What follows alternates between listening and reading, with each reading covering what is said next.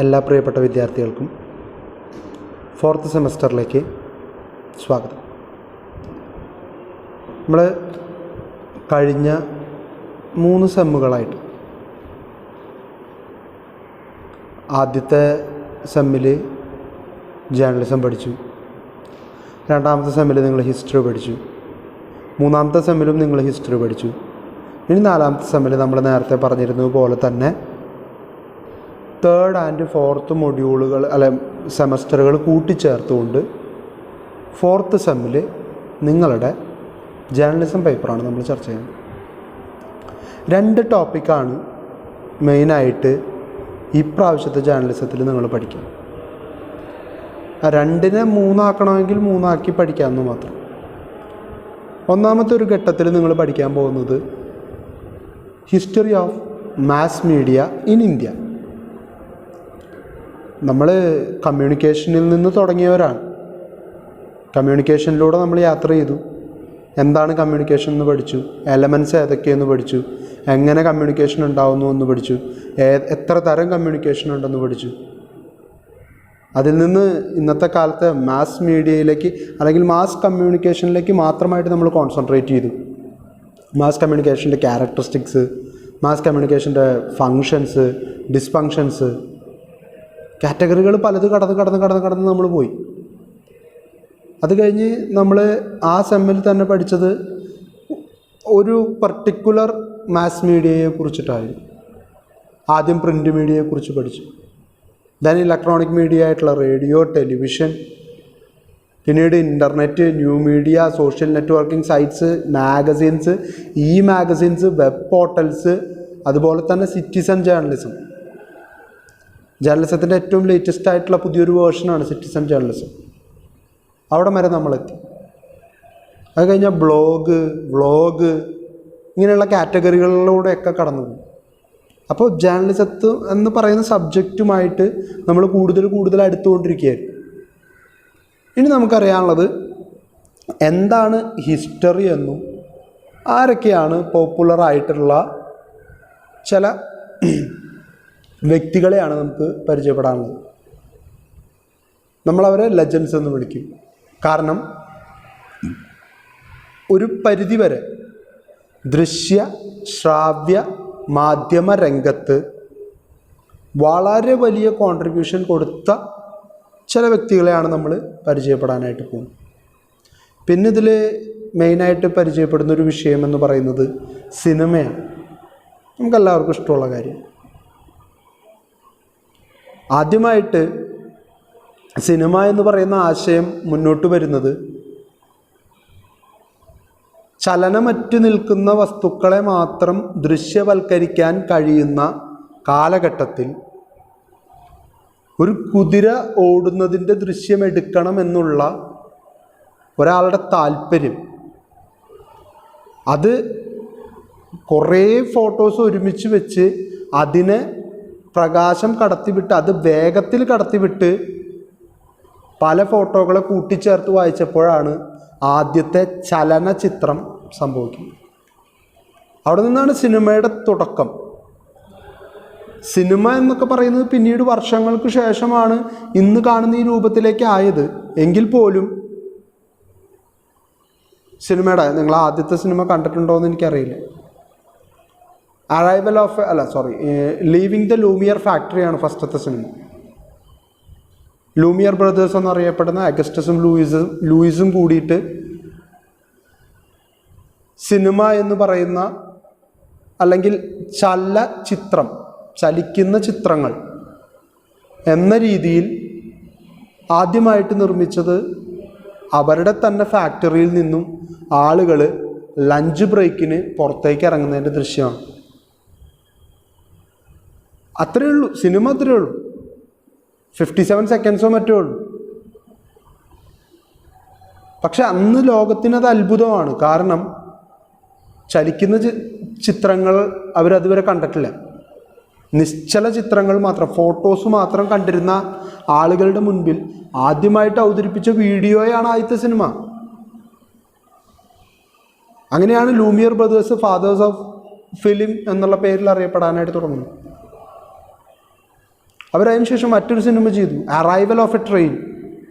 ഒന്നുമില്ല, ഒരു പ്ലാറ്റ്ഫോമിൽ ക്യാമറ വെച്ചിട്ട് ട്രെയിൻ ഇങ്ങനെ വരുന്നതും ട്രെയിനിൽ നിന്ന് ആൾക്കാർ ഇറങ്ങുന്നതും ആ ഒരൊറ്റ ആംഗിളിൽ തന്നെ വെച്ചിട്ട്, ക്യാമറ അവിടെ തന്നെ വെച്ചിട്ട്, ക്യാമറയ്ക്ക് അനക്കം തട്ടാൻ പാടില്ല, ഷെയ്ക്ക് ചെയ്താൽ ബ്ലറായി പോവും വിഷ്വല്. അപ്പോൾ ക്യാമറ ഒരു പെർട്ടിക്കുലർ പൊസിഷനിൽ തന്നെ വെച്ചിട്ട് ട്രെയിൻ വരുന്നതിൻ്റെ ദൃശ്യമാണ് അവരെടുത്തത്. ഈ സിനിമ ആദ്യമായിട്ട് പ്രദർശിപ്പിച്ചപ്പോൾ, ഇന്ത്യയിൽ പ്രദർശിപ്പിച്ചപ്പോൾ ആളുകൾ ഹാളിൽ നിന്ന് എനിക്ക് ഓടിയെന്നാണ് പറയുന്നത്. ഈ ട്രെയിൻ നമ്മുടെ നേരെയാണോ വരുന്നതെന്ന് മനസ്സിലാവാഞ്ഞിട്ടേ. കാരണം ആദ്യമായിട്ടാണ് കാണുന്നത്. അതുവരെ ട്രെയിനിൻ്റെ ഫോട്ടോ കണ്ടിട്ടുണ്ട്, ട്രെയിൻ ഓടുന്നത് ആദ്യമായിട്ടാണ് കാണുന്നത്. ഇനി ഇത് ഇങ്ങോട്ട് നേരെ വന്നിട്ട് ഇടിക്കാവോ എന്ന് പേടിച്ചിട്ട് അവർ ഹാളിൽ നിന്ന് എനിക്ക് ഓടിയെന്നൊക്കെയാണ് ചരിത്രത്തിൽ പറയുന്നത്. ഒരു പക്ഷേ ശരിയായിരിക്കാം, കാരണം ആദ്യമായിട്ടാണ് അത്തരത്തിലൊരു ദൃശ്യം വരുന്നത്. നിങ്ങൾ 3D സിനിമകൾ കണ്ടിട്ടുണ്ടായിരിക്കും. മൈ ഡിയർ കുട്ടിച്ചാത്തൻ 3D ഇറങ്ങുമ്പോൾ, എൻ്റെയൊക്കെ ചെറുപ്പത്തിലാണ്, അത്ഭുതമാണ്. കാരണം ഒരു സ്പെഷ്യൽ കണ്ണട വെച്ചിട്ട് സിനിമ കാണുമ്പോൾ ചില ദൃശ്യങ്ങൾ നമ്മുടെ മൂക്കിൻ്റെ നാവിൻ്റെ തുമ്പത്ത് വന്നിരിക്കുന്ന പോലെ ഒന്ന് കൈയെത്തിക്കാനോ ഒന്ന് വായ തുറക്കാനോ നമ്മളെ തോന്നിപ്പിക്കുന്ന ദൃശ്യങ്ങൾ.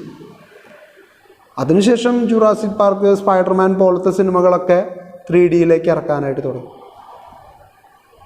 നമുക്ക് ദൃശ്യവിരുന്നാണ് ശരിക്കും. കാരണം നമ്മുടെ കണ്ണിൻ്റെ തൊട്ട് മുൻപിലാണ് ഇത് സംഭവിക്കുന്നത് എന്നറിയാതെ ഒരു നിമിഷമെങ്കിലും അതിലേക്ക്, ആ ഒരു വെർച്വൽ റിയാലിറ്റിയിലേക്ക് നമ്മൾ പോകും.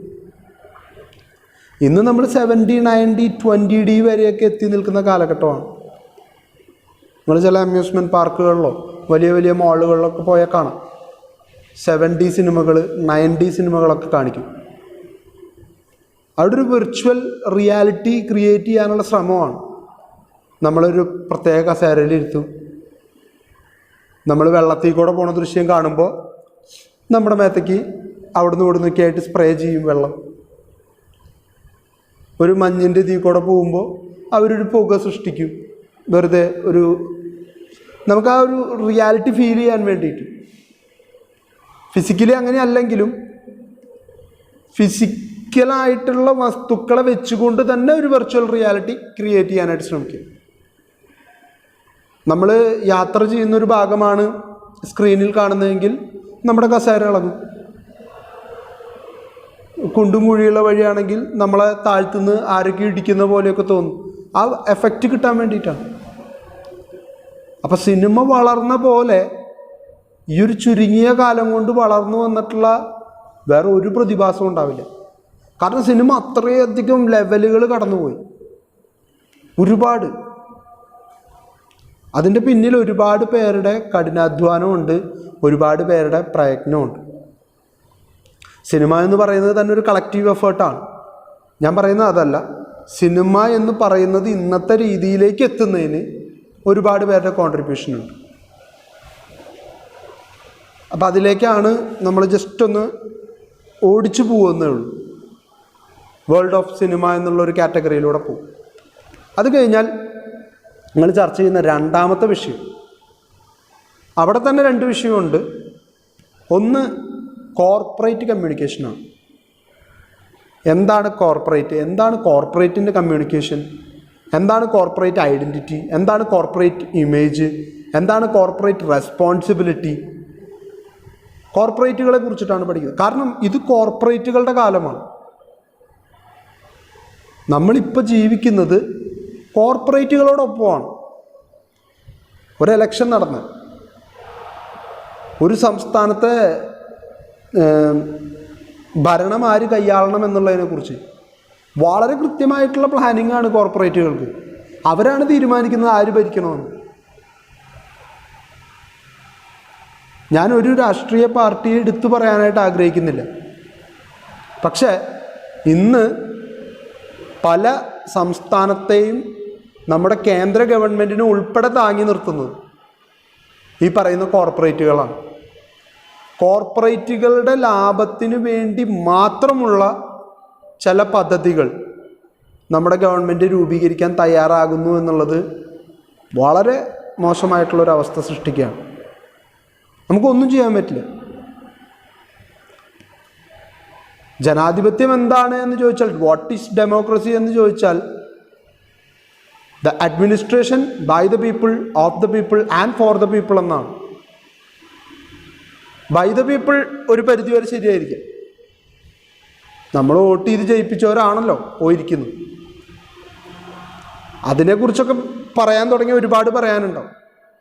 നമ്മുടെ ജനാധിപത്യം ശരിയല്ല, രീതിയെ ശരിയല്ല, നമ്മളതിൽ തർക്കിക്കാനൊന്നുമില്ല. കാരണം അതൊന്നും ഒരു സിംഗിൾ ഡിബേറ്റിൽ അവസാനിക്കുന്ന വിഷയങ്ങളല്ല.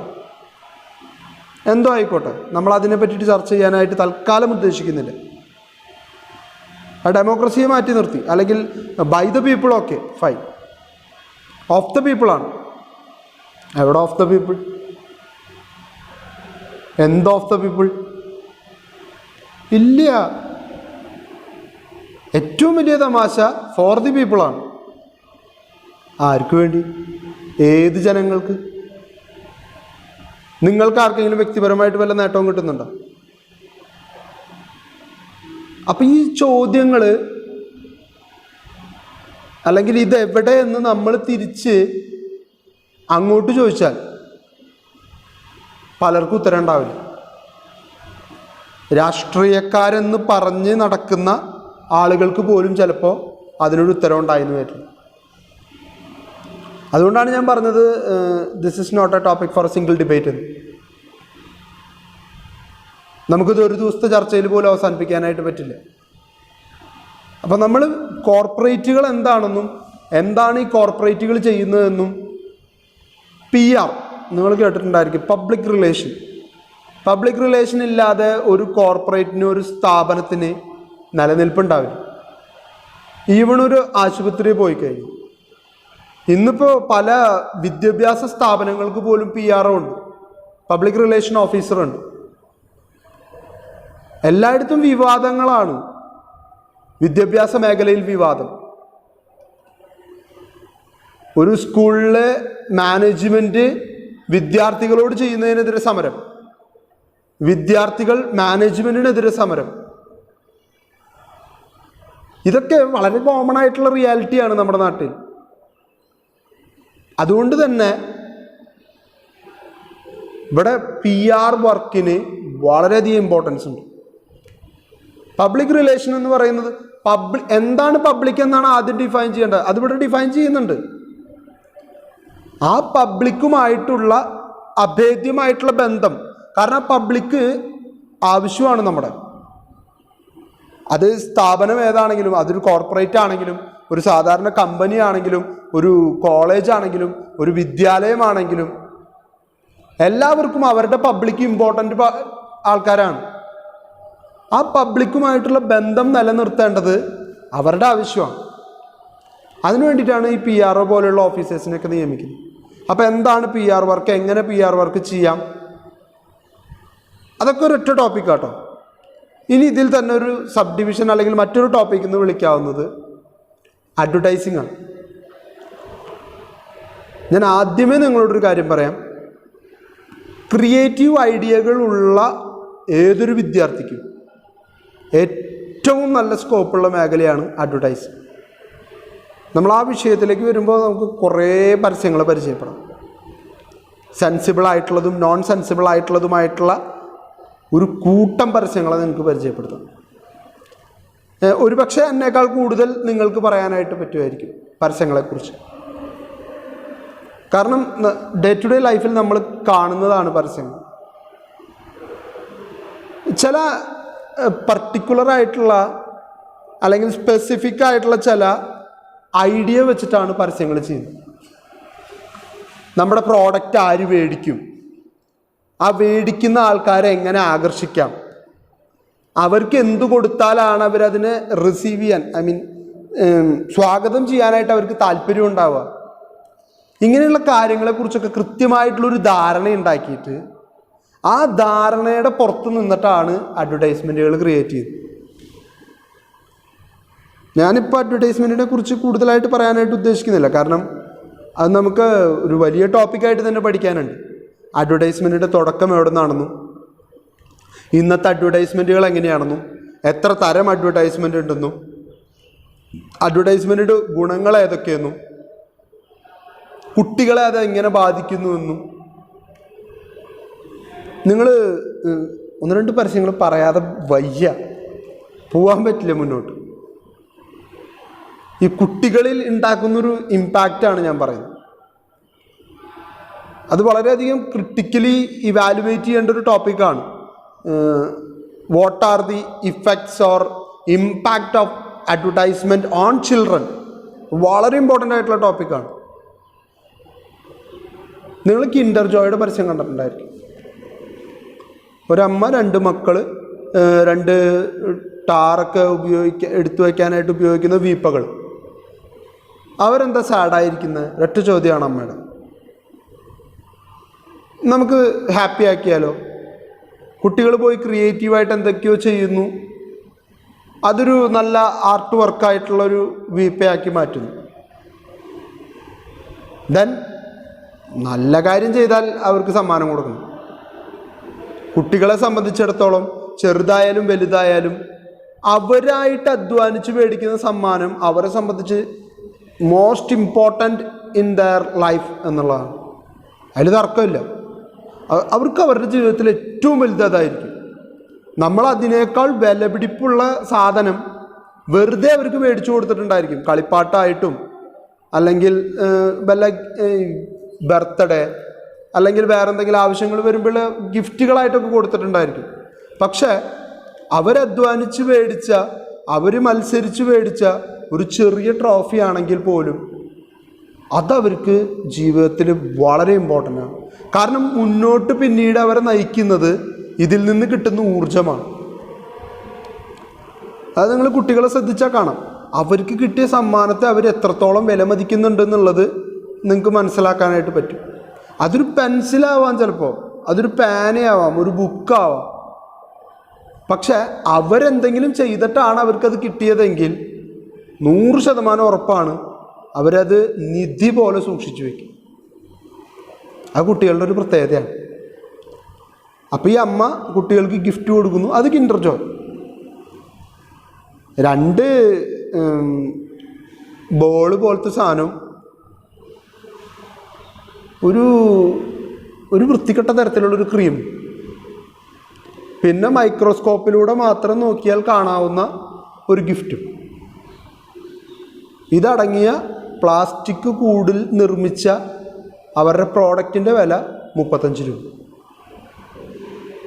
ആ പ്രോഡക്റ്റിൻ്റെ ബേസിക്കായിട്ടുള്ള അല്ലെങ്കിൽ ആക്ച്വൽ കോസ്റ്റ് എന്ന് പറയുന്നത് 10-12 രൂപയിലൊതുങ്ങും. അവർ കളക്ട് ചെയ്യൂ എല്ലാ ടോയ്സ് എന്ന് പറയുന്ന ഈ ടോയ് ഉണ്ടല്ലോ, ആ ഭീകര ടോയ് ഉൾപ്പെടെ അവർക്ക് 12 രൂപയിൽ മേലെ മേക്കിംഗ് ചാർജ് വരില്ല. ഈ സാധനം 35 രൂപയ്ക്ക് വിൽക്കുന്നു. എന്താ കാരണം? ഇതുപോലെ മിനിറ്റിൽ പരസ്യമിടണ്ടേ? പരസ്യടനെ കാശ് കൊടുക്കണം. മിക്ക കമ്പനികളും അവരുടെ പ്രോഫിറ്റിൻ്റെ 45%, 60% വരെ 45-60% ചിലവാക്കുന്ന അഡ്വർടൈസ്മെൻറ്റിന് വേണ്ടിയിട്ടാണ്. നിങ്ങൾ ചില കമ്പനികളുടെ, ഇപ്പോൾ മൊബൈലാണ് അതിനെ പറ്റിയ ഏറ്റവും നല്ല ഉദാഹരണം. വിവോ, ഒപ്പോ, നമ്മുടെ OnePlus, ഇങ്ങനെ തുടങ്ങിയിട്ടുള്ള കമ്പനികളൊക്കെ സെയിം ബ്രാൻഡിൻ്റെ തന്നെയാണ്. ഒരു പർട്ടിക്കുലറായിട്ടുള്ളൊരു കമ്പനിയുടെ ഉപവിഭാഗങ്ങളാണ് ഈ പറഞ്ഞ പേരുകളൊക്കെ. പക്ഷേ റേറ്റിൽ ഭയങ്കര വ്യത്യാസം ഉണ്ടായിരുന്നു. പണ്ട് ചൈനീസ് ബ്രാൻഡുകൾ എന്ന് പറഞ്ഞ് നമ്മൾ തള്ളിക്കളഞ്ഞിരുന്ന വിവോയും ഒപ്പോയും ഒക്കെ ഇന്ന് മാർക്കറ്റ് ലീഡേഴ്സായിട്ട് മാറി. എന്താ കാരണം? കുറഞ്ഞ വിലയിൽ കൂടുതൽ സ്പെസിഫിക്കേഷൻ. ആപ്പിളിൻ്റെ ഐഫോൺ കൊടുക്കുന്ന അതേ സ്പെക്കുകൾ ആപ്പിൾ ഐഫോണിന് 70,000-80,000 വില വരുമ്പോൾ അതേ സ്പെസിഫിക്കേഷൻസ് ഉള്ള ഫോണുകൾ വിവോയും ഒപ്പോയും പോലെയുള്ള കമ്പനികൾ 30,000-നും 35,000-നും ഇറക്കുക. ആൾക്കാരുടെ വിശ്വാസം നേടിയെടുക്കത്തക്ക രീതിയിലേക്ക് അവർ ക്വാളിറ്റി ഇമ്പ്രൂവ് ചെയ്യുക. ഏതാ ഫോൺ? കാർബൺ. ലാവ, ഓ ചൈന കമ്പനി അല്ലേ? അതേ ചൈനയുടെ തന്നെ വിവോ, ഒപ്പോ, OnePlus. പക്ഷെ പേരങ്ങോട്ട് ഇപ്പം പറഞ്ഞിട്ടുണ്ടെങ്കിൽ ഉണ്ടല്ലോ, വിവോയാ, OnePlus 80 43,000 രൂപയുടെ സെറ്റ്. ഓ പൊളിച്ചു. എന്ത് പൊളിക്കും? ഇതാണ് പരസ്യത്തിൻ്റെ അഡ്വാൻറ്റേജ്.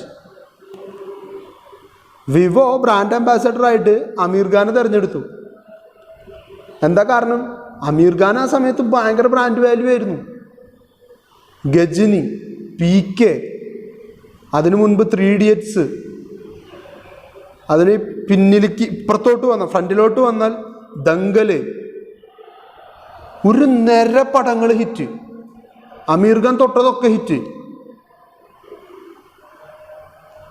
അങ്ങനെ കത്തി നിൽക്കുന്ന ആ ബ്രാൻഡ് വാല്യൂവിനെ മാക്സിമം എക്സ്പ്ലോയിറ്റ് ചെയ്യാനാണ് വിവോ അതിൻ്റെ ബ്രാൻഡ് അംബാസഡറായിട്ട് അമീർ ഖാനെ നിയോഗിച്ചത്. നിങ്ങൾ V7 തൊട്ടുള്ള പരസ്യം നോക്കൂ, അമീർ ഖാനാണ്. ലേറ്റസ്റ്റ് ആയിട്ട് V20 ഇറങ്ങിയപ്പോൾ മാത്രമാണ് അമീർ ഖാനെ മാറ്റി നിർത്തിയത്. ഐ തിങ്ക് V19-ഉം V17 വരെ അമീർ ഖാനെ കണ്ടിട്ടുള്ളൂ. V19-ൻ്റെയും V20-യുടെയും പരസ്യം അല്പം ഒന്ന് ഡിഫറെൻ്റ് ആംഗിളിലാണ് ചെയ്തിട്ടുള്ളത്. ഒരു സ്റ്റാറിനെ വെക്കാതെ ചില സ്പെസിഫിക്കേഷൻസ് മാത്രം എടുത്തു പറഞ്ഞുകൊണ്ട്. X50 എന്ന് പറഞ്ഞിട്ട് വിവോ ഒരു ഫോൺ ഇറക്കിയായിരുന്നു, നിങ്ങൾ ശ്രദ്ധിച്ചോ എന്നറിയില്ല. ഷെയ്ക്ക് ചെയ്താലും വീഡിയോ ബ്ലറാവില്ല എന്ന് പറഞ്ഞിട്ട്. അവരൊരു വണ്ടിയിൽ പോകുമ്പോൾ അപ്പുറത്തോടൊരു കുതിര ഓടുന്നതിൻ്റെ ആ വണ്ടിയിൽ പോയിട്ട് പോലും ആ വീഡിയോ വളരെ പെർഫെക്റ്റായിട്ട് കിട്ടുന്നതിൻ്റെ ഒരു പരസ്യം നിങ്ങൾ ശ്രദ്ധിച്ചിട്ടുണ്ടോ? വിവോ X50യുടെ പരസ്യമാണ്. ഇതൊക്കെ വളരെ സെൻസിബിളായിട്ട് ചെയ്യുന്ന പരസ്യങ്ങളാണ്. അല്ലെങ്കിൽ ഇമോഷണൽ ബ്ലാക്ക് മെയിലിംഗ്, അത് ഇന്നത്തെ കാലത്ത് വളരെ കൂടുതലാണ്. നിങ്ങൾ ഡെറ്റോളിൻ്റെ പരസ്യം കണ്ടിട്ടുണ്ടായിരിക്കും. ഒരു കുട്ടി കുടുക്ക പൊട്ടിക്കുന്നു, ആ കുടുക്കയിൽ നിന്ന് പൊട്ടിച്ചതിൽ നിന്ന് അവൻ്റെ കൈ മുറിയാനുള്ള സാധ്യത മനസ്സിലാക്കി അമ്മ അത് പറക്കി കളയുന്നു, അമ്മയുടെ കൈ മുറിയുന്നു. കുട്ടി പോയി ഉടനെ ഡെറ്റോളും വെള്ളവും എടുത്തിട്ട് അമ്മയുടെ കൈ തുടച്ചു കൊടുക്കുന്നു. തുടച്ചു കൊടുക്കുന്ന മൊമെൻറ്റിൽ അമ്മ ചോദിക്കുന്നു, പൈസ വേണമെങ്കിൽ ചോദിച്ചുകൂടായിരുന്നു. കുട്ടിയുടെ മറുപടിയാണ് ഇമോഷണൽ ബ്ലാക്ക് മെയിൽ. അമ്മയുടെ ബർത്ത്ഡേ ഗിഫ്റ്റിനുള്ള പൈസ അമ്മയോട് എങ്ങനെ ചോദിക്കുക? അവിടെ ഒരു ബാക്ക്ഗ്രൗണ്ട് സ്കോർ പോലൊരു മ്യൂസിക്കും, നീ വളർന്നേ പോയി എൻ്റെ കണ്ണിലോമനെ. കൃത്യമായിട്ട് അമ്മയുടെയും മകൻ്റെയും ബന്ധത്തിന് ഡെറ്റോള് എത്രത്തോളം ഇമ്പോർട്ടൻസ് കൊടുക്കുന്നുണ്ടെന്നും എങ്ങനെ ഒരു പ്രോഡക്റ്റിനെ നിങ്ങളെ ഇമോഷണലി നിങ്ങളിലേക്ക് എത്തിക്കാമെന്നുള്ളതാണ് കാണിക്കുന്നത്. നിങ്ങൾക്ക് ആശയം മനസ്സിലായി എന്ന് വിചാരിക്കുകയാണ് ഞാൻ. അപ്പോൾ ഡെറ്റോള് വരെ അങ്ങനെ ക്രിയേറ്റീവായിട്ടുള്ള കുറച്ച് നാൾ മുൻപ് നിങ്ങൾ എത്ര പേര് കണ്ടിട്ടുണ്ടാവുമെന്ന് എനിക്കറിയില്ല. ഹാവൽസിൻ്റെ ഒരു പരസ്യം ഉണ്ടായിരുന്നു. ഹാവൽസ് എന്ന് പറയുന്നത് ഈ വയേഴ്സ്. ആ ഹാവൽസിൻ്റെ പരസ്യം ഇങ്ങനെയാണ്. ഒരു ചേരി പ്രദേശം, അവിടെ ഒരു അമ്മ, റോഡ് സൈഡാണ് ശരിക്കും, ഒരു കുടിൽ പോലത്തെ ഒരു സ്ഥലം. അതിൽ ചപ്പാത്തി ഉണ്ടാക്കിക്കൊണ്ടിരിക്കുകയാണ്. അപ്പോൾ ഈ മറച്ചിടുന്നത് അമ്മ കൈകൊണ്ടാണ് മറച്ചിടുന്നത്. അപ്പോൾ അമ്മയുടെ കൈ പൊള്ളുന്നത് കാണുമ്പോൾ വിഷമം തോന്നുന്ന കുട്ടി പോയിട്ട് ഹാവൽസിൻ്റെ കേബിൾ എടുത്തിട്ട് അതിങ്ങനെ വളച്ച് ഇങ്ങനെ പിടിച്ച് മറച്ചിടാവുന്നൊരു സാധനമാക്കിയിട്ട് മാറ്റിയിട്ട് അമ്മയുടെ കയ്യിൽ കൊണ്ടുവന്ന് കൊടുക്കും. അപ്പോൾ ഇമോഷണലി ബ്ലാക്ക് മെയിൽ ചെയ്യാൻ വേണ്ടിയിട്ട് അവിടെ ഭയങ്കര ഒരു ബാക്ക്ഗ്രൗണ്ട് മ്യൂസിക്കൊക്കെ കൊടുക്കും കേട്ടോ പരസ്യത്തിന്. ആ അമ്മയുടെ കണ്ണ് നിറയാണ്, കുട്ടി ചെയ്ത പ്രവൃത്തി കണ്ടിട്ട് അമ്മയുടെ കണ്ണ് നിറയാണ്. ഉടനടി ഒരു ചോദ്യം വരും, ചപ്പാത്തി, കുട്ടി, അമ്മ, സ്നേഹം, ഇതൊക്കെ ആയിട്ട് ഹാവൽസിന് എന്താണ് ബന്ധം? ഒരൊറ്റ വാചകത്തിൽ ആ പരസ്യം അവസാനിക്കുകയാണ്, Havells it don't get fire. തീയിലിട്ടിട്ടുള്ള ചപ്പാത്തി മറച്ചിടാൻ അമ്മ ഈ കേബിൾ ഉപയോഗിച്ചാൽ അതിന് തീ പിടിക്കില്ല എന്ന് കാണിക്കാൻ വേണ്ടിയിട്ടൊരു പരസ്യം. അതവർക്ക് സിമ്പിളായിട്ട് പറയാം. വളരെ തീയിട്ടിട്ട് അതിലൂടെ ഹാവൽസിൻ്റെ കേബിൾ വലിച്ചുകൊണ്ട് പോവുകയും അല്ലെങ്കിൽ അതിലേക്കൊരു കെട്ട് ഹാവൽസിൻ്റെ കേബിൾ ഇട്ട് കൊടുത്തിട്ട് കുറച്ച് കഴിയുമ്പോൾ അതിൻ്റെ ഉള്ളിൽ നിന്ന് അത് എടുത്തിട്ട് പറയാം, Havells cables don't get fire. പക്ഷെ ആൾക്കാർ ശ്രദ്ധിക്കില്ല പരസ്യം. ഇവിടെ അമ്മയും മോനും തമ്മിലുള്ള അഭേദ്യമായിട്ടുള്ള സ്നേഹത്തിന് ഇമോഷണലി അതിനൊരു മാനം ക്രിയേറ്റ് ചെയ്ത് അത് നിങ്ങളുടെ മുൻപിലേക്ക് എന്താ പറയുക, ഒരു പോയിറ്റിക്കൽ പ്രസൻറ്റേഷൻ എന്നൊക്കെ പറയുന്ന പോലെ അവതരിപ്പിച്ചപ്പോൾ പരസ്യ ആൾക്കാർ ശ്രദ്ധിച്ചു, പ്രോഡക്റ്റ് ആൾക്കാർ ശ്രദ്ധിച്ചു. ഇതാണ് പരസ്യത്തിൻ്റെ ഒരു രീതി. ഇനി നമുക്ക് കൂടുതൽ പരസ്യങ്ങൾ നമ്മൾ ചർച്ച ചെയ്യും, ഈ സെഗ്മെൻറ്റിൽ നമ്മൾ ചർച്ച ചെയ്യും. അപ്പം ഇതാണ് നമ്മളുടെ ഇനിയുള്ള ഒരു സെമസ്റ്റർ ഫുള്ള് ഇതാണ് നമ്മളിനി ചർച്ച ചെയ്യാനായിട്ട് പോകുന്നത്. എന്താണ് ഹിസ്റ്ററി, മാസ് മീഡിയ എവിടെ നിന്ന് ആരംഭിക്കുന്നു, എവിടേക്ക് പോകുന്നു, ആരൊക്കെ ഇടയിൽ വരുന്നു, എങ്ങനെ ഇന്നത്തെ രൂപത്തിലേക്ക് എത്തി.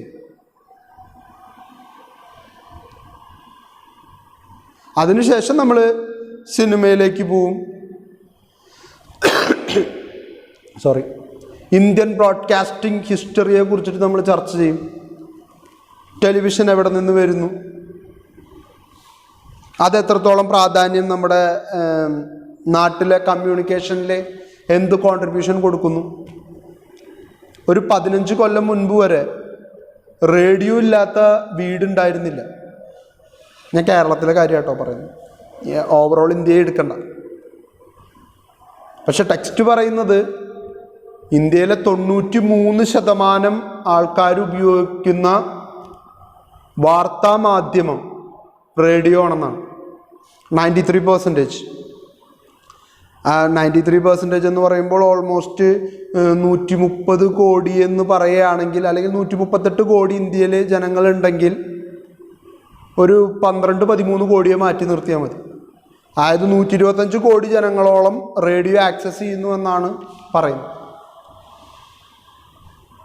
ഒരുപക്ഷെ ശരിയായിരിക്കാം. കാരണം ചില ഗ്രാമങ്ങളിലും ചില ഉൾപ്രദേശങ്ങളിലൊക്കെ പോയി കഴിഞ്ഞാൽ, പ്രത്യേകിച്ച് വടക്ക് കിഴക്കൻ സംസ്ഥാനങ്ങളായിട്ടുള്ള അരുണാചൽ പ്രദേശ്, ത്രിപുര, നാഗാലാൻഡ്, മണിപ്പൂർ, മേഘാലയ, ഇങ്ങനെയുള്ള സംസ്ഥാനങ്ങളിലൊക്കെ പോയി കഴിഞ്ഞാൽ ഒരുപക്ഷെ ടി വിയേക്കാൾ കൂടുതൽ ആക്സസിബിലിറ്റി ഉള്ളത് റേഡിയോയ്ക്കാണ്. പത്രം ആക്സസിബിൾ ആയിരിക്കും, പക്ഷെ വായിക്കറിയില്ല വെച്ചാൽ പിന്നെ എന്താ കാര്യം? ലിറ്ററസി വേണ്ടേ? ലിറ്ററസി ഉണ്ടായിട്ട് കാര്യമില്ല, എഡ്യൂക്കേഷൻ വേണ്ടേ പത്രം വായിച്ച് മനസ്സിലാക്കാൻ. അതില്ലാത്തവർക്ക് ഇത് പറയുന്നത് കേൾക്കാൻ തന്നെ നിവർത്തിയുള്ളൂ. അതുകൊണ്ടാണ് നമ്മളുടെ പ്രധാനമന്ത്രിയായിട്ടുള്ള ശ്രീ നരേന്ദ്രമോദി മൻ കി ബാത്ത് എന്ന് പറയുന്ന റേഡിയോ പ്രോഗ്രാമിലൂടെ ജനങ്ങളുമായിട്ട് കമ്മ്യൂണിക്കേറ്റ് ചെയ്യുന്നു. ഒരു പ്രധാനമന്ത്രി താഴെ തട്ടിലേക്കും ഇറങ്ങി വരണം, മേലെ തട്ടിലേക്ക് ഉയരുകയും വേണമെന്ന് വാദിക്കുന്നതിന് വേണ്ടിയിട്ടാണ്, അല്ലെങ്കിൽ BJP അതാണ് മുന്നോട്ട് വയ്ക്കുന്നത്. ആശയം അതാണ്. നമ്മുടെ പ്രധാനമന്ത്രി ഏറ്റവും താഴെ തട്ടിലുള്ള ജനങ്ങളിലേക്ക് എത്താൻ വേണ്ടി റേഡിയോ ഉപയോഗിക്കുന്നു, ഏറ്റവും മേലെ തട്ടിലുള്ളവരിലേക്ക് എത്താൻ വേണ്ടി ട്വിറ്ററിലൂടെ ട്വീറ്റ് ചെയ്യുന്നു. എല്ലാ ടെക്നോളജി ഉപയോഗപ്പെടുത്തുന്നു. കഴിഞ്ഞ ദിവസം ഐ തിങ്ക് ഒരു 2 ദിവസം മുൻപ്, 2-3 ദിവസം മുൻപ് പ്രധാനമന്ത്രി രാജ്യത്തെ അഭിസംബോധന ചെയ്തു, കൊറോണയെ ബേസ് ചെയ്തുകൊണ്ട് സംസാരിക്കാനായിട്ട്. 19 മിനിറ്റാണ് പ്രധാനമന്ത്രി സംസാരിച്ചുള്ളൂ, വെറും 19 മിനിറ്റ്. ആ സംസാരിച്ചെടുത്ത് ഒരിടത്ത് പോലും ഇന്ത്യയിലെ ജനങ്ങൾ ഉറ്റുനോക്കിക്കൊണ്ടിരിക്കുന്ന കോവാക്സിനെ കുറിച്ച് ഒരക്ഷരം വേണ്ടിയില്ല. എന്ന് വാക്സിൻ തയ്യാറാകും? ഓക്സ്ഫോർഡ് യൂണിവേഴ്സിറ്റിയുമായിട്ട് ചേർന്നുകൊണ്ട് പൂനെയിലെ സെറം ഇൻസ്റ്റിറ്റ്യൂട്ട് പ്രവർത്തിക്കുന്ന, അല്ലെങ്കിൽ വികസിപ്പിച്ചെടുക്കാൻ ശ്രമിക്കുന്ന വാക്സിൻ എന്ന് ഇന്ത്യക്കാർക്ക് ലഭ്യമാക്കാൻ കഴിയും? അത് എത്ര ഡോസേജിൽ എല്ലാവർക്കും കൊടുക്കാൻ പറ്റും? ഫ്രീ ആയിരിക്കുമോ? തുടങ്ങിയിട്ടുള്ള ഒരു ചർച്ചയ്ക്കും പ്രധാനമന്ത്രി നിന്നില്ല. എല്ലാവർക്കും അറിയാവുന്ന കുറേ കാര്യങ്ങൾ മാധ്യമത്തിലൂടെ വിളിച്ചു പറഞ്ഞിട്ട് പ്രധാനമന്ത്രി ഇറങ്ങിപ്പോയി. ഞാനൊരു BJP വിരുദ്ധനോ പ്രധാനമന്ത്രിയോട് ദേഷ്യമുള്ള വ്യക്തിയോ കേന്ദ്ര ഗവൺമെൻറ്റിനെ അടച്ചാക്ഷേപിക്കുന്ന വ്യക്തിയോ അല്ല. പക്ഷേ രാജ്യം മുഴുവൻ ഉറ്റുനോക്കിയ ഒരു അഭിസംബോധന 19 മിനിറ്റിൽ അവസാനിപ്പിച്ച് പ്രധാനമന്ത്രി കൈ കഴുകുമ്പോൾ ഇന്ത്യയിലെ ജനങ്ങൾക്ക് ആശ്വസിക്കാം, ഇപ്രാവശ്യം ടാസ്ക് ഒന്നും തന്നില്ല. അല്ലെങ്കിൽ സാധാരണ ബിഗ് ബോസിലെ മോഹൻലാലിൻ്റെ പോലെയാണ്, ടാസ്കുമായിട്ടാണ് പ്രധാനമന്ത്രി വരാറ്. പാർട്ടി എടുത്ത് കൊട്ടു, വെളിച്ചം തെളിയിക്കൂ, ഉള്ള വെളിച്ചം തല്ലിക്കെടുത്തു, ഇങ്ങനെയൊക്കെ പറഞ്ഞിരുന്ന പ്രധാനമന്ത്രി എന്തോ ദൈവാനുഗ്രഹം ഇപ്രാവശ്യം ടാസ്ക് ഒന്നും കൊണ്ടുവന്നില്ല. എല്ലാവർക്കും നന്ദി. ഇന്ന രീതിയിൽ കോവിഡ് നമ്മളെ ബാധിച്ചുകൊണ്ടിരിക്കുകയാണ്, ശ്രദ്ധിക്കണം, എല്ലാ പ്രിക്കോഷൻസും എടുക്കണം. ഇത് പറയാനായിട്ടൊരു പ്രധാനമന്ത്രി രാജ്യത്തെ അഭിസംബോധന ചെയ്യേണ്ട കാര്യമില്ല. കാരണം ഇതെല്ലാവർക്കും അറിയാവുന്ന കാര്യമല്ലേ. പുതിയതെന്തെങ്കിലും പറയട്ടെ. അപ്പം ഞാൻ പറയുന്ന ഒരു വളരെ വേഗമായിട്ട് കാര്യങ്ങൾ പറഞ്ഞു പോകുന്ന, അല്ലെങ്കിൽ കോൺസെൻട്രേറ്റ് ചെയ്ത് പറയാൻ കഴിയാത്ത ഒരു ഗവൺമെൻറ്. പക്ഷേ നമ്മളിന്ന് ഈ കാണുന്ന രീതിയിലേക്ക്, ഇപ്പോൾ ഡൽഹിയിൽ ഇരുന്നുകൊണ്ട് പ്രധാനമന്ത്രി രാജ്യത്തെ അഭിസംബോധന ചെയ്യുമ്പോൾ അറ്റ് എ ടൈം പ്രധാനമന്ത്രി അവിടെ ഇരുന്ന് സംസാരിക്കുന്നത് ആ ഒരു മൊമെൻറ്റിൽ തന്നെ ഇന്ത്യയിലെ പല ഭാഗത്തിരുന്നിട്ട് കോടിക്കണക്കിന് ആൾക്കാർ കേൾക്കുന്നു. ദൃശ്യശ്രാവ്യ മാധ്യമ മേഖല എത്രത്തോളം വളർന്നു എന്നുള്ളതാണ് കാണിക്കുന്നത്. മാസ് കമ്മ്യൂണിക്കേഷൻ എവിടെ എത്തി എന്നുള്ളതാണ് കാണിക്കുന്നത്. മോദിക്കൊരു സ്വീകരണം കൊടുത്തു ന്യൂയോർക്കിൽ. പ്രധാനമന്ത്രിയുടെ USA സന്ദർശനത്തിലെ അമേരിക്കൻ മലയാളികൾ മോദിക്കൊരു സ്വീകരണം കൊടുത്തു. അമേരിക്കൻ മലയാളികളല്ല, അമേരിക്കയിൽ സ്ഥിരതാമസമായിട്ടുള്ള ഇന്ത്യക്കാർ. ആ ചടങ്ങിൻ്റെ തത്സമയ ദൃശ്യങ്ങൾ പ്രധാനമന്ത്രി ആ സദസ്സിനെ അഭിസംബോധന ചെയ്യുന്നതും ട്രംപ് അദ്ദേഹത്തിൻ്റെ കൂടെ ആ വേദി പങ്കിടുന്നതും തത്സമയ ദൃശ്യങ്ങളായിട്ട് ഇന്ത്യയിലെ എല്ലാ മാധ്യമങ്ങളും കാണിച്ചു. ടെക്നോളജി എവിടെ എത്തി?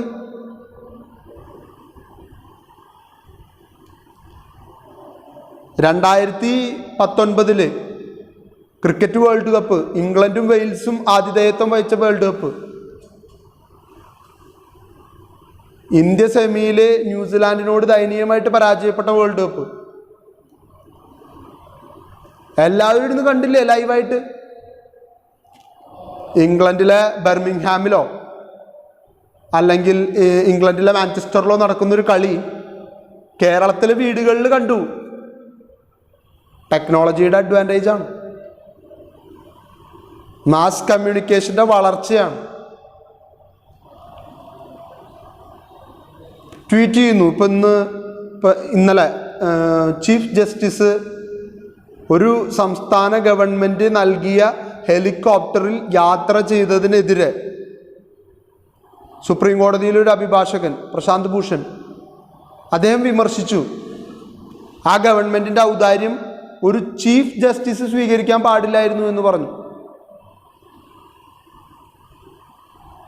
കാരണം നാളെ ആ സംസ്ഥാനത്തിനെതിരായിട്ടൊരു കേസിൽ വിധി പറയേണ്ടി വന്നാൽ ഇതേ സുപ്രീം കോടതിയിലേക്ക് തന്നെയാണ് കേസ് വരിക. നമുക്കറിയാം മുല്ലപ്പെരിയാർ ഇഷ്യൂ, കേരളവും തമിഴ്നാടും ഒരു ഡാമിനെ ചൊല്ലി നടക്കുന്ന തർക്കം ഇന്നും പരിഹാരം കാണാതെ സുപ്രീം കോടതിയുടെ മുൻപിൽ കിടക്കുകയാണ്. പലപ്പോഴും പല അഡ്ജസ്റ്റ്മെൻറ്റുകൾ മാത്രമാണ് നടക്കുന്നത്. വെള്ളം അവർക്ക് കൊടുക്കൂ, മെയിൻ്റനൻസ് നിങ്ങൾ നോക്കൂ, ഇത്ര അടിക്ക് മുകളിൽ വെള്ളം വന്നാൽ ഡാം തുറക്കൂ. ശാശ്വതമായിട്ടുള്ള പരിഹാരമായിട്ടില്ല. കേരളത്തിൻ്റെ ഒരു ഭീതിജനകമായിട്ടുള്ള അവസ്ഥയെ പൂർണ്ണമായിട്ടുള്ള രീതിയിൽ പരിഹരിക്കാനുള്ള പരിഹാരം കണ്ടെത്തിയിട്ടില്ല. നമ്മളിപ്പോഴും പറയുന്നത് തമിഴ്നാടിന് ആ വെള്ളം ഉപയോഗിക്കാനുള്ള അവകാശമുണ്ട്, അത് നമ്മൾ വിട്ടുകൊടുക്കാൻ തയ്യാറാണ്. പക്ഷേ കേരളത്തിലെ ജനങ്ങളുടെ സേഫ്റ്റിയെ മുൻനിർത്തിക്കൊണ്ട് പുതിയൊരു ഡാം പണിയും, അണക്കെട്ട് പുതിയതൊരെണ്ണം നിർമ്മിച്ചേ പറ്റൂ. കാരണം ഈ ഡാമിന് ചോർച്ചയുണ്ട്, വിള്ളലുണ്ടെന്നാണ് നമ്മൾ അവകാശപ്പെടുന്നത്. ഇനിയൊരു ചെറിയ ഭൂചലനം പോലും താങ്ങാൻ ഈ ഡാമിന് ഒരു പക്ഷേ ശേഷി ഉണ്ടായെന്ന് വരില്ല. അത് പൊട്ടി ഒലിച്ചു വന്നാൽ, അത് നേരെ ഇടുക്കി അണക്കെട്ടിലേക്ക് വന്നാൽ ഇടുക്കിക്കും ഒരു പക്ഷേ മുല്ലപ്പെരിയാറിനെ പൂർണ്ണമായിട്ടും തടഞ്ഞു നിർത്താനുള്ള ശേഷി ഉണ്ടായിക്കൊള്ളണമെന്ന് നിർബന്ധമില്ല. അങ്ങനെ സംഭവിച്ചാൽ ഇടുക്കി ഡാം തകർന്നാൽ കേരളത്തിലെ ചുരുങ്ങിയത് 4 ജില്ലകളെങ്കിലും വെള്ളത്തിനടിയിലാവുമെന്നുള്ള കാര്യത്തിൽ യാതൊരു തർക്കവും. ചുരുങ്ങിയത് 4 ജില്ലകൾ കംപ്ലീറ്റ് ആയിട്ട് ഇല്ലാണ്ടാവും, ഭൂപടത്തിൽ നിന്ന് തന്നെ കാണാണ്ടായിപ്പോവും. അപ്പം അത്രയും വലിയൊരു ഭീതിജനകമായിട്ടുള്ളൊരു അവസ്ഥ നിലനിൽക്കുമ്പോൾ അതിന് പൂർണ്ണമായിട്ടുള്ളൊരു സൊല്യൂഷനാണ് കണ്ടെത്തേണ്ടത്. അത് കണ്ടെത്താൻ സുപ്രീം കോടതിക്ക് കഴിയുന്നില്ല. കാരണം സുപ്രീം കോടതി നാളെ എന്ത് വിധി പ്രഖ്യാപിച്ചാലും അതൊരു സ്റ്റേറ്റിനോട് ചെയ്യുന്ന അനീതിയായിരിക്കും. അത് നമ്മളോടാവാം, തമിഴ്നാടിനോടാവാം. പക്ഷെ ഇത്തരത്തിലുള്ള ചർച്ചകളും ഇത്തരത്തിലുള്ള ചില നടപടിക്രമങ്ങൾ, ചില പ്രത്യേക കേസുകളൊക്കെ വരുമ്പോൾ നിങ്ങൾ വാർത്താ ചാനലുകൾ 24/7 ന്യൂസ് ചാനലുകളുടെ കാലഘട്ടമാണിത്. വെച്ച് നോക്കിയാൽ കാണാം, അവരേറ്റവും കൂടുതൽ ഫോക്കസ് ചെയ്യുന്നത് ആ പർട്ടിക്കുലർ ഇഷ്യൂവിനെ റിപ്പോർട്ട് ചെയ്യാൻ വേണ്ടി മാത്രം അവിടെ ഒരു മാധ്യമപ്രവർത്തകൻ ഉണ്ടാവും. ക്യാമറാമാൻ ഇന്ന ആളോടൊപ്പം ഇന്ന വ്യക്തി സുപ്രീം കോടതി, അല്ലെങ്കിൽ ന്യൂഡൽഹി, അല്ലെങ്കിൽ ഒളിമ്പിക്സ് നടക്കുകയാണെങ്കിൽ ഒളിമ്പിക്സ് വില്ലേജിൽ നിന്നും ക്യാമറാമാൻ ഇന്ന ആളോടൊപ്പം ഇന്ന വ്യക്തി, ഇന്ത്യ വിഷൻ, അല്ലെങ്കിൽ റിപ്പോർട്ടർ, മാതൃഭൂമി, മനോരമ, എല്ലാവർക്കും റിപ്പോർട്ടേഴ്സ്. ഈ ന്യൂസ് ചാനലിൻ്റെ ചെലവിൽ അവർക്ക് നേരിട്ട് ആ സംസ്ഥാനത്തോ അല്ലെങ്കിൽ മറ്റൊരു രാജ്യത്തോ പോയി അത് കവർ ചെയ്യാനുള്ള ഓപ്പർച്യൂണിറ്റി. ഇപ്പോൾ റിയോ ഒളിമ്പിക്സ് നടക്കുന്നു, റിയോയിലേക്ക് ആൾക്കാരെ വിട്ടു. ഇനിയിപ്പോൾ 2022 22-ലോ 21-ലോ വേൾഡ് കപ്പ് വരാൻ പോകുന്നുണ്ട്. ഫിഫ വേൾഡ് കപ്പ് വരാൻ പോകുന്നുണ്ട് ഫുട്ബോൾ. 2020-ലാണ്, കൃത്യമായിട്ട് അറിയില്ല. എനിവേ ഖത്തർ അതിനു വേണ്ടി തയ്യാറായി കഴിഞ്ഞു. ഓൺ അറൈവൽ വിസയാണ് ഖത്തറിൽ. സഞ്ചാരികളെ ആകർഷിക്കാനും ഫുട്ബോൾ വേൾഡ് കപ്പിനെ സ്വാഗതം ചെയ്തുകൊണ്ട് ഖത്തർ തീരുമാനിക്കുന്നു ഓൺ അറൈവൽ വിസ. നിങ്ങളിങ്ങോട്ട് പോരെന്നേ, ഇവിടെ വന്നിട്ട് എടുത്താൽ മതി വിസയൊക്കെ, ഒരു പ്രശ്നവുമില്ല. ഇങ്ങോട്ട് വന്നാൽ മതി കാണാനായിട്ട്. പല രാജ്യങ്ങളും ചെയ്യുന്നുണ്ട്. ഇപ്പോൾ മലേഷ്യ ആയാലും സിംഗപ്പൂർ ആയാലും ഹോങ്കോങ് പോലെയുള്ള രാജ്യങ്ങളൊക്കെ ഓൺ അറൈവൽ വിസ അവൈലബിൾ ആക്കുകയാണ്. എന്താ കാരണം? സഞ്ചാരികൾ വരട്ടെന്നേ, വിദേശ നാണ്യം വരട്ടെ രാജ്യത്തേക്ക്. ടൂറിസം ഡെവലപ്പ് ചെയ്യേണ്ടത് അങ്ങനെയാണ്. നമ്മുടെ നാട്ടിൽ ഒരു ടാഗ് ലൈനൊക്കെ ഇട്ട് നമ്മൾ ടൂറിസത്തെ പ്രൊമോട്ട് ചെയ്യാൻ നോക്കും. Kerala the God's own country welcomes you. എന്ത് വെൽക്കം? ഇവിടെ വന്നിട്ട് എന്തിട്ട് കാണിക്കാനാണ്? പ്രൊഫഷണലി ട്രെയിൻഡ് ആയിട്ടുള്ള ഗൈഡുകളുണ്ടോ? വരുന്നവർക്ക് അവരുടെ വിസ പോലെയുള്ള വിഷയങ്ങളിൽ, എമിഗ്രേഷൻ പോലെയുള്ള കാര്യങ്ങളിൽ കൃത്യമായിട്ടുള്ള മാർഗനിർദ്ദേശം കൊടുക്കാൻ കഴിയുന്ന ഒരു സംവിധാനം നമുക്ക് കൂടി ഉണ്ടോ? ആംബുലൻസിൽ കോവിഡ് ബാധിതയായിട്ടുള്ള സ്ത്രീ പീഡിപ്പിക്കപ്പെടുന്ന നാട്ടിൽ ഒരു ടാക്സിയിൽ ഒരു വിദേശിക്ക് എന്ത് സേഫ്റ്റി ഉണ്ട്?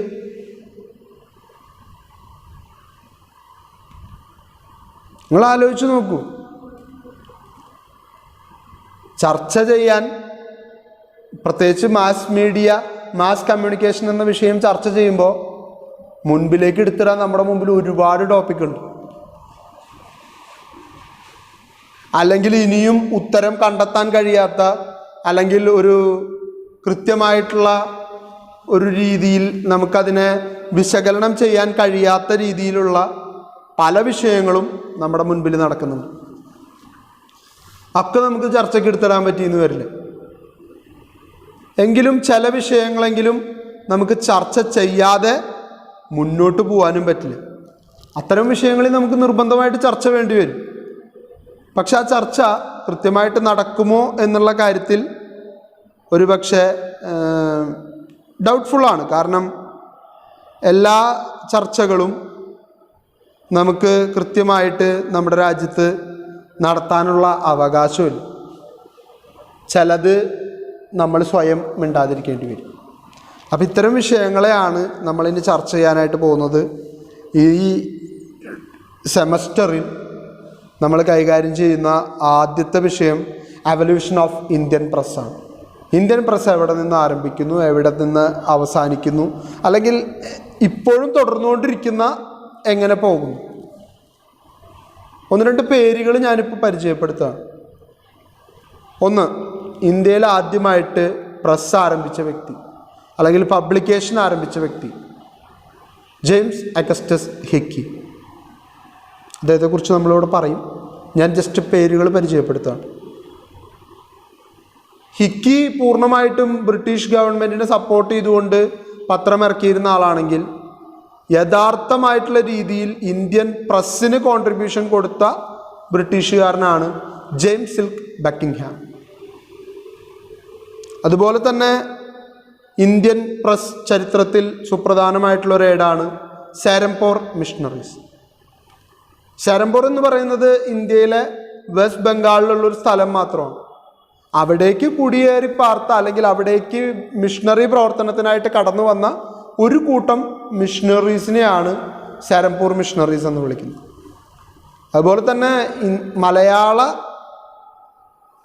ദൃശ്യ മാധ്യമ രംഗത്തുണ്ടായ വിപ്ലവകരമായിട്ടുള്ള മാറ്റങ്ങൾ, അതിലേറ്റവും പ്രധാനപ്പെട്ടതാണ് മലയാളത്തിലെ ആദ്യത്തെ പ്രസിദ്ധീകരണം രാജ്യസമാചാരം.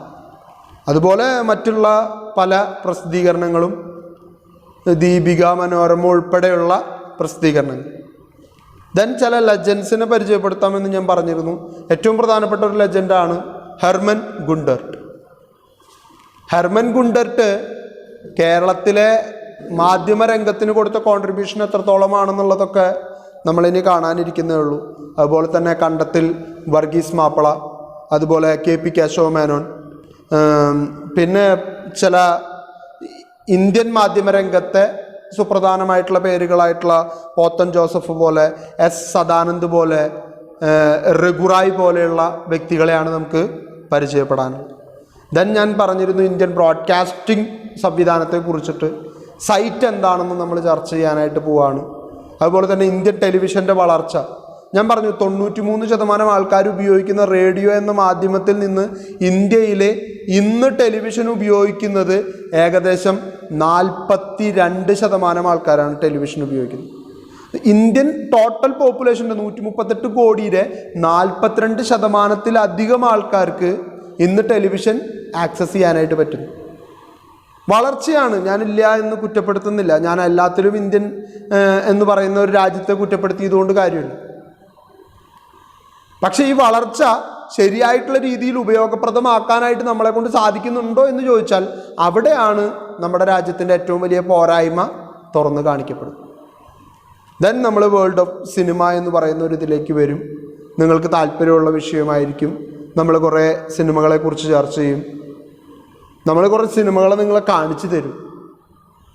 പ്രത്യേകിച്ച് ഈ അറൈവൽ ഓഫ് ട്രെയിനും അതുപോലെ തന്നെ ലീവിങ് ദ ലൂമിയർ ഫാക്ടറി തുടങ്ങിയിട്ടുള്ള കുറേ പടങ്ങൾ കാണിച്ചു തരാൻ. ശബ്ദചിത്രങ്ങളുണ്ട്, ശബ്ദമില്ലാത്ത നിശബ്ദ ചിത്രങ്ങൾ. ചാർലി ചാപ്ലിനൊക്കെ ചെയ്ത ഇഷ്ടം പോലെ സിനിമകൾ. ഒരു പക്ഷേ ശബ്ദത്തിൻ്റെ കൂടി സഹായം ഉണ്ടായിരുന്നെങ്കിൽ ചാർലി ചാപ്ലിൻ ഇതിൽ കൂടുതൽ ആരാധകരെ സൃഷ്ടിച്ചാൽ. അൺഫോർച്ചുനേറ്റ്ലി ആൾക്ക് ശബ്ദത്തെ ഉപയോഗപ്പെടുത്താനായിട്ട് പറ്റിയില്ല. എന്നിട്ടും അമേരിക്കയിൽ പ്രസിഡന്റ് വരുന്നതിനേക്കാൾ കൂടുതൽ ആൾക്കാർ വരും ചാർലി ചാപ്ലിൻ വരുന്നുണ്ടെന്നറിഞ്ഞു.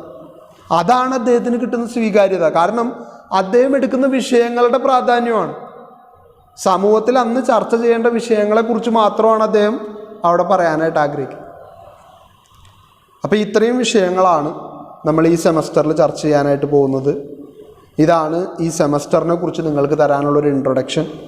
അപ്പോൾ നല്ല രീതിയിൽ പഠിക്കാനും ഒപ്പം കൊറോണയുടെ കാര്യത്തിൽ അല്പം കൂടി ജാഗ്രത. കാരണം എല്ലായിടത്തും കുറഞ്ഞിരുന്ന സമയത്ത് കുറഞ്ഞുകൊണ്ടിരിക്കുന്ന ഈ സമയത്ത് കേരളത്തിൽ കൂടിക്കൊണ്ടിരിക്കുകയാണ്.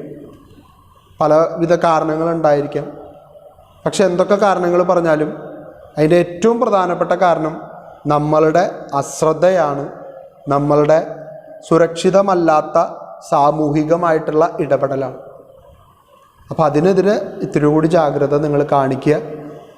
ഒരു പക്ഷേ 1-2 മാസത്തിനകത്ത് പൂർണ്ണമായിട്ടും ഇത് ഇല്ലാതാവുന്ന ഒരു സാഹചര്യം ഉണ്ടാവുമായിരിക്കാം. അങ്ങനെ ഒരു നല്ല നാളേക്ക് വേണ്ടിയിട്ട് ഇപ്പോഴേ ശ്രദ്ധിക്കുക. Thank you.